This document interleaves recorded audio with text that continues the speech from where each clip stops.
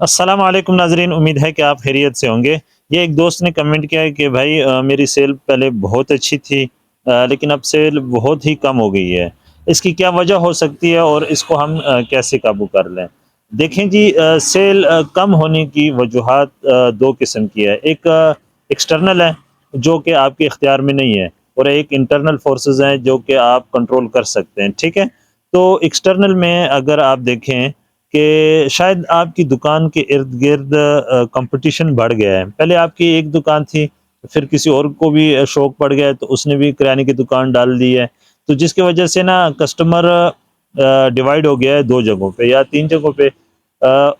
اس سے رزق کم نہیں ہوتا ہے، سیل کم ہوتی ہے۔ رزق دینے والا اللہ ہے، اس کے اوپر ہم ڈپینڈنٹ ہے اور وہی ہمیں رزق دیتا ہے، ٹھیک ہے؟ لیکن انسان پریشان ہو جاتا ہے، سیل کم ہو جاتی ہے تھوڑی۔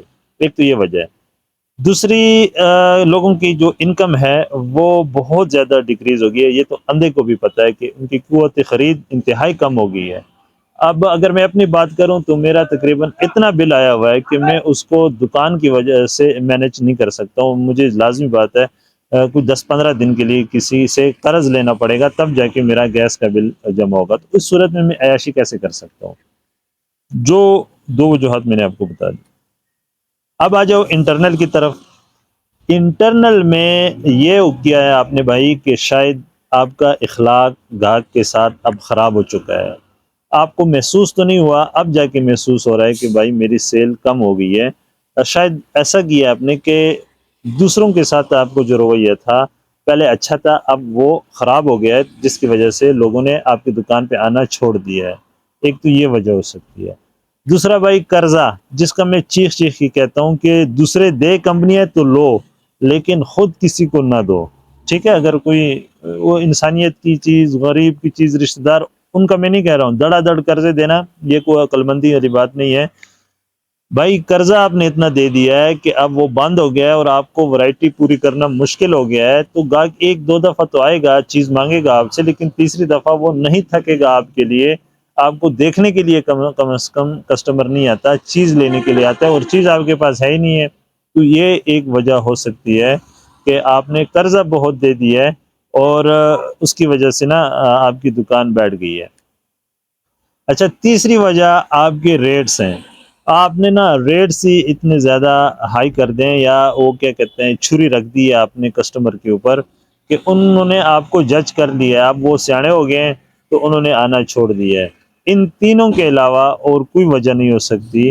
اگر ایکسٹرنل فورسز نہ ہو، کمپٹیشن اور لوگوں کی جو انکم کم ہوئی ہے، وہ وجہ اگر آپ ایک سائڈ پہ رکھیں تو پھر ان تین وجہوں کے علاوہ اور کوئی وجہ نہیں ہے کہ آپ کی سیل کم ہو، ٹھیک ہے؟ اگر آپ ان تینوں کے اوپر ورکنگ کر لیں اور اپنی ورائٹی کو تھوڑا زیادہ کریں، لوگوں کی ڈیمانڈ کو دیکھیں، تو یہ سیل آپ کی بڑھ سکتی ہے، ٹھیک ہے؟ اور اخلاق کو لازمی طور پہ اچھا کریں۔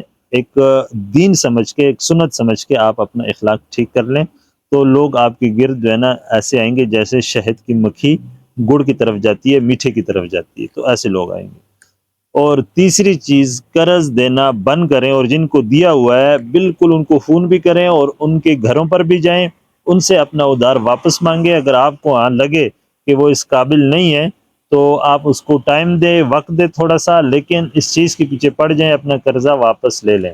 باقی جو ایکسٹرنل دو چیزیں بھائی، لوگوں کے انکم کا ڈیکریز ہو جانا اور قوت خرید کا نہ ہونا، یا پھر کمپٹیشن کا آ جانا، تو یہ آپ کے اختیار میں نہیں ہے، اس کے بارے میں آپ ٹینشن نہیں لینا، ٹھیک ہے؟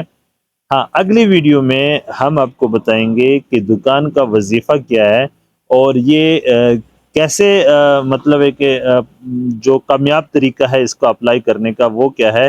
اور بعض اوقات ہم وظیفے کرتے ہیں لیکن وہ اس کے اثرات ہمیں نظر نہیں آتے ہیں، اس کی وجوہات کیا ہے۔ انشاءاللہ یہ ہم اگلی ویڈیو یا شاید اس سے اگلی کسی ویڈیو میں آپ کے ساتھ شیئر کریں گے، ٹھیک ہے؟ تو مجھے اجازت دیجیے، اللہ حافظ، اور لائک، سبسکرائب اور کمنٹ کرنا نہ بھولیے گا۔ اللہ حافظ۔